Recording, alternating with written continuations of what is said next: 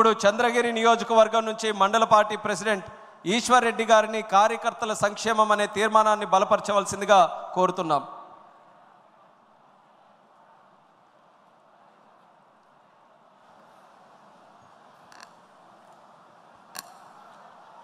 అందరికీ నమస్కారం. గౌరవనీయులు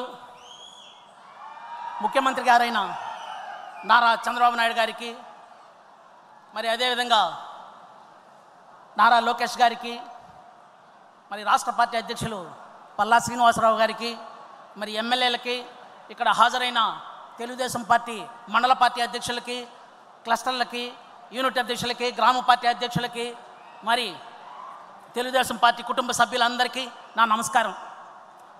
నా పేరు ఈశ్వర్ రెడ్డి, తెలుగుదేశం పార్టీ తిరుపతి రూరల్ మండల ప్రెసిడెంట్ని. మా రూరల్ మండలంలో 33 యూనిట్లు ఉన్నాయి, మరి 5 క్లస్టర్లు ఉన్నాయి, 191 బూతులు ఉన్నాయి. నిజం చెప్పాలంటే నేను 24 ఏళ్ళప్పుడు, నాకు 24 ఏళ్ళప్పుడు బాబు గారు కర్షక పరిషత్ చైర్మన్గా ఉండేటప్పుడు నేను తెలుగుదేశం పార్టీలో చేరడం జరిగింది. ఆ రోజు నుంచి ఈ రోజు వరకు తెలుగుదేశం జెండాని ఎప్పుడు నేను వదిలిపెట్టలేదు. ఎందుకంటే కార్యకర్తకి సరైన గుర్తింపు తెలుగుదేశం పార్టీలోనే ఉందని నా నమ్మకం. మేము నిజం చెప్పాలంటే కాంగ్రెస్ పార్టీ, అప్పుడు కాంగ్రెస్ పార్టీ అన్నమాట, ఇప్పుడు వైఎస్ఆర్ కాంగ్రెస్ పార్టీ, ఆ కంచుకోట గ్రామాల్లో నుంచి మేము జీరోలో నుంచి స్టార్ట్ చేసినాం. జీరోలో నుంచి స్టార్ట్ చేసి ఈరోజు మా పంచాయతీలో 550 ఓట్ల మెజార్టీ పైగా తెప్పించాం. అదేవిధంగా రూరల్ మండలంలో ఒక సామాజిక వర్గం ఏదైతే వైఎస్ఆర్సీపీకి బలమైన సామాజిక వర్గం అండగా ఉంటుందని చెప్తున్నారో ఆ సామాజిక వర్గం బలంగా ఉండే గ్రామాల్లో కూడా ఈరోజు తెలుగుదేశం పార్టీని మెజార్టీ తెప్పించామని ఈ సందర్భంగా సగర్వంగా తెలియజేసుకుంటున్నాం. ఎందుకంటే కార్యకర్తలే ఏ పార్టీకైనా పునాది.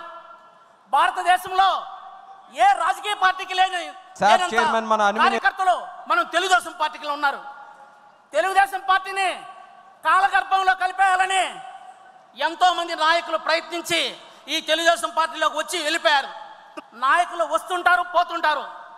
Leaders may come and leaders may be go, but the cadre is stand for an ever. ఎందుకంటే కార్యకర్తలు బలమైన పునాది కలిగిన పార్టీ తెలుగుదేశం పార్టీ.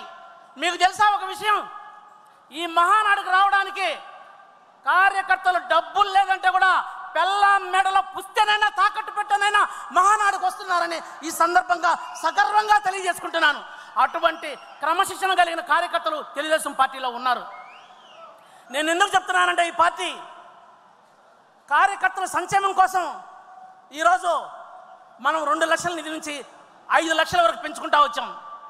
మరి ఈరోజు మన తెలుగుదేశం పార్టీ 2024 జనవరిలో అధికారం నుంచి వచ్చినప్పటి నుంచి కూడా ఇప్పటి వరకు కార్యకర్తలు కానీ మరణిస్తే వారికి దగ్గర ఇప్పుడు 110 కోట్ల దాకా పంచడం జరిగింది.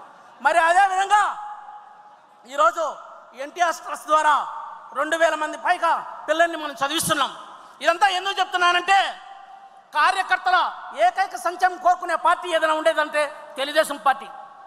అన్న మా చంద్రగిరి నియోజకవర్గంలో మాజీ ఎమ్మెల్యే చెవిరెడ్డి భాస్కర్ రెడ్డి దుర్మార్గాలకి అంతే లేదన్నా. మట్టి మాఫియా, మటన్ మాఫియా ఏదైనా సరే దోచుకునేదానికి ప్రయత్నించాడు. నిజం చెప్పాలంటే నేను ఈ కార్యకర్తగా ఎందుకు ఇంత స్ట్రాంగ్గా ఎప్పుడు ఉంటానంటే నాకు వ్యక్తిగతంగా ఒక 4 ఎకరాల భూమి ఉంటే కూడా దాన్ని కూడా సరే డీకేటీలో పెట్టించి అదే పనిగా గవర్నమెంట్ ల్యాండ్ అని అనాధీనమని ఈ విధంగా పెట్టి నన్ను ఏడిపించాడు. ఇంకా నాకు పట్టా పక్కా ఉంటే కూడా దాన్ని కూడా ఏం చేశాడంటే నేషనల్ ఖాతాలో పెట్టించాడు. అయినా సరే నేను చెక్కు చెదరలేదు. ఎందుకంటే నందమూరి తారక రామారావు పార్టీ కార్యకర్తలకు గుర్తింపిస్తే నారా చంద్రబాబు నాయుడు గారు మా నాయకుడు చంద్రబాబు నాయుడు అని చెప్పుకునే విధంగా చేస్తే నారా లోకేష్ గారు ప్రతి కార్యకర్త కాలర్ ఎగరేసుకునే విధంగా ఈరోజు చేశాడని సందర్భంగా తెలియజేసుకుంటున్నాను. అన్న మా చంద్రగిరి నియోజకవర్గం చెవిరెడ్డి భాస్కర్ రెడ్డికి బలమైన కంచుకోట అని బాగా ప్రచారం జరిగింది. మరి అందరూ కూడా అది నిజమని అనుకుంటున్నారు. మరి యువగలం పాదయాత్ర మా నియోజకవర్గంలో మా పర్టికులర్గా తిరుపతి రూరల్ మండలంలో మా నియోజకవర్గం మొత్తం మీద 5 రోజులు 6 రాత్రులు జరిగినప్పుడు తొండవాడి దగ్గర నారా లోకేష్ గారి పాదయాత్ర జరిపాం. పాదయాత్ర అంతా జరిపేటప్పుడు అక్కడ యువగలం బహిరంగ సభ పెట్టాం. అన్న ఉదయం 10:30 అయింది. 10:30 గంటలకి, ఎందుకంటే ఏ రాజకీయ నాయకుడైనా బహిరంగ సభ ఎప్పుడు పెడతాడంటే మ్యాక్సిమం సాయంత్రం సంధ్యా సమయంలోనే పెడతారు. ఎందుకంటే అప్పుడైతే జనాలు వచ్చేదానికి ఎక్కడా పోరన్నా అనేసి. కానీ మా తొండవాడలో మీటింగ్లో మేము ఉదయం 10:45 మీటింగ్ పెట్టాం. 10:45 మీటింగ్ స్టార్ట్ అయ్యేటప్పుడు జనాలు పలసంగా ఎవ్వరు లేరు. ఒక అరగంటకంతా స్టార్ట్ అయిందనైనా 50,000 మంది పైగా ఆ మీటింగ్కి వచ్చారు. 50,000 మంది పైగా. ఈరోజు ఎందుకు చెప్తున్నానంటే బలమైన పటిష్టమైన ఈ పార్టీని ఈ భూమి మీద ఎవ్వరు ఏం చేయలేరనే ఈ సందర్భంగా తెలియజేసుకుంటాను. ఎందుకంటే కార్యకర్తల సంక్షేమం కోసం పాటుపడే పార్టీ అని ప్రతి కార్యకర్తకి ఇక్కడ తెలుసు. నేను ఒకటే చెప్తున్నానన్నా, రాజకీయాల్లో మీరు యువతకు గుర్తింపిస్తున్నారు. మరి గుర్తింపించేటప్పుడు ఇంకా కూడా సంపూర్ణంగా యువకుల సహాయ సహకారాలు తీసుకోవాల్సిన అవసరం ఎంతైనా ఉందని ఈ సందర్భంగా తెలియజేసుకుంటున్నాను. నిజంగా చెప్పాలంటే మా రూరల్ మండలంలో తెలుగుదేశం పార్టీకి వైఎస్ఆర్సీపీ కంచుకోటలైన గ్రామాల్లో కూడా ఈసారి మేము మెజార్టీ తెప్పించామన్నా. ఇదే కాదు, చెవిరెడ్డి భాస్కర్ రెడ్డి సొంత గ్రామంలో కూడా మేము సగానికి సగం ఓట్లు తీసుకొచ్చాని ఈ సందర్భంగా సగర్వంగా తెలియజేసుకుంటున్నాం. అన్న అతను దొంగ ఓట్లే కనీసం 70,000 80,000 ఓట్లు జరిపించాడన్న. అవన్నీ ఎమ్మెల్యే నాని గారి నాయకత్వం కింద, మరి వారి భార్య సుధారెడ్డి గారి వారి కుటుంబంలో ఉన్నాలో కానీ వాళ్ళందరి కింద మేము శ్రద్ధగా పనిచేస్తూ ప్రతి క్యాడర్కి ఒక పని నిర్దేశిస్తూ ఈ విధంగా ఈ దొంగ ఓట్లు జరిపించారు. మరి ఈ దొంగ ఓట్లంతా మనం పకడ్బందీగా తొలగించాలని ఆ విధంగా వీలైనంత వరకు సాధ్యమైనంత వరకు మేము ప్రయత్నించి సక్సెస్ అయ్యామని ఈ సందర్భంగా తెలియజేసుకుంటున్నామన్నా.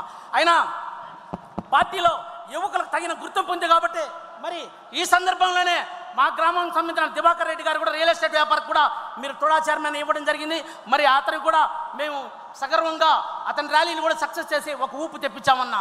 కానీ ఒకటే మేము కోరుకునేదన్నా, ఈ సందర్భంగా నేను ఒకటే పార్టీ సంపూర్ణ బాధ్యతల్ని యువకుడికైనా లోకేష్కి అప్పగించాలని ఈ సందర్భంగా తెలియజేస్తాను. ఎందుకంటే అన్నా మీరు మంచి పరిపాలన తెచ్చుడు కాదనడం లేదు, కానీ నారా లోకేష్కి సంపూర్ణంగా ఈ పార్టీ అధ్యక్ష బాధ్యతలు అప్పగించాలని నేను కోరుకుంటూ నేను ఒకటే చెప్తున్నాను. మీరు తిరుపతి విమానాశ్రయానికి వచ్చినప్పుడు చాలామంది పార్టీకి పనిచేయని వాళ్ళు కూడా హంస లాంటి బొకేలు ఇంతంత పెద్ద బొకేలు తీసుకొస్తారన్న. కానీ వాళ్ళలో పనిచేసే వాళ్ళకంటే కూడా పని చేయని వాళ్ళే ఎక్కువ మంది వస్తారు మీ దగ్గరకు. వాళ్ళు అది మాత్రం మా మనసులో ఉందన్న. మీరు ఇలాంటి వాళ్ళ గురించి ఏరివేయండి. మీరు ఖచ్చితంగా, ఎందుకంటే ప్రతి ఒక్కరు కష్టపడే పనిచేసే కార్యకర్తలకి తగిన గుర్తింపు ఇవ్వాలని కోరుకుంటూ ఈ సందర్భంగా నాకు ఇచ్చిన అవకాశానికి కృతజ్ఞతలు తెలుపుకుంటూ జై ఎన్టీఆర్, జై తెలుగుదేశం, జై చంద్రబాబు.